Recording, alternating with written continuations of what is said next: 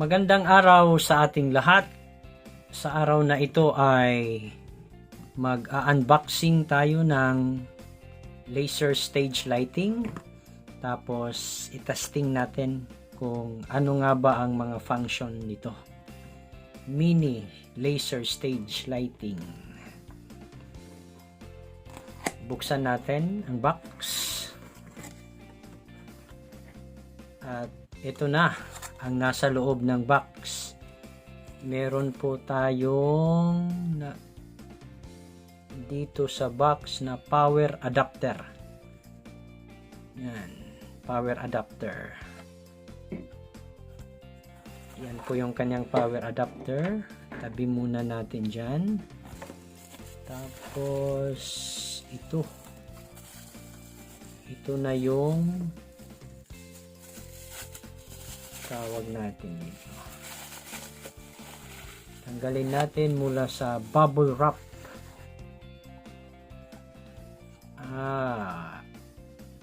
Ito na yung laser stage lighting.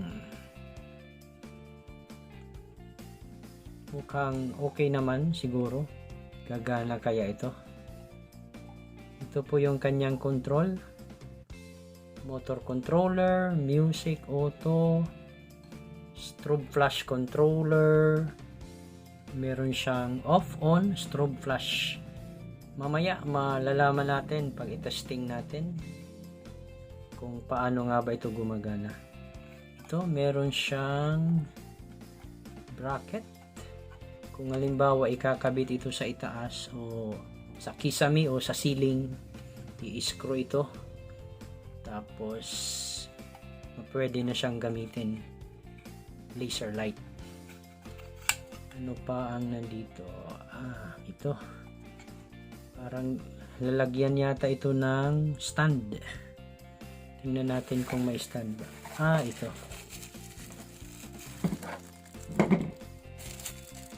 Ito yung kanyang tripod stand. Okay, tinanggal na natin. Tingnan natin sa loob, baka merong cash. Walang cash. Okay, so itabi muna natin itong box. Tabi natin. Tapos ititesting natin ito. Ang laser stage lighting. Ikabit natin itong kanyang stand. Tripod stand. Kaya tinawag na tripod dahil meron siyang tatlong paa. Isa, dalawa, tatlo. Ayan. Nag-lecture pa si TLE Tech. Ayan. Teka, parang hindi makatayo ng maayos. Okay. Ayun. Okay na yan. Okay na po siya. Ayan. Naikabit na po natin yung kanyang tripod. Sunod na gawin natin ay gamit tayo ng kanyang power adapter. Ito yung kanyang power adapter. Hanapin natin saan ba ito i-plug in. Okay, so dito 1, 2, 3 off. So i-off muna natin. Dito saan ba? Ito. Yan, DC 5 volts. So dito yan ikakabit si power adapter. Okay, ipaharap lang natin doon sa wall. Tapos i-adjust natin itong ating camera. Sana ay makita. Yan. Okay. So, bali ito po yon. Laser stage lighting. Ipa-plug in na po natin ito sa power source. Asan po ba ang power source dito? Yan. Inaayos pa. Yan, andun si power source. Plug in natin. Yun, na-plug in na. Bakit hindi gumana? Okay, dahil naka-off. Turn on natin. Ayun. Umilaw siya. Ganyan pala yung kanyang laser, oh. Habang inilalayo mula sa dingding, lumalawak yung ilaw. Ayan. Okay. Subukan natin itong mga function dito. Motor controller. I-adjust natin itong motor controller. Yan. Nagpihit na po tayo ng motor controller. Nag-steady. Nag-steady po yung light. Ayusin ko na yung camera. Okay. In-adjust natin yung motor controller. Minimum. Steady yung light.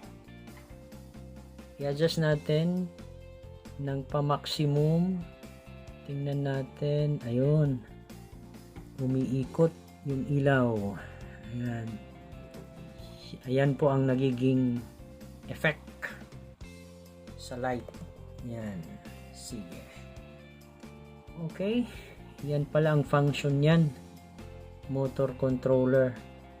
Tapos ito dito strobe flash. So ibig sabihin gagamit tayo ng strobe flash controller kung iset natin sa strobe flash. So i-strobe flash natin 1. Asan ba yung 1? Andito yung 1, oh.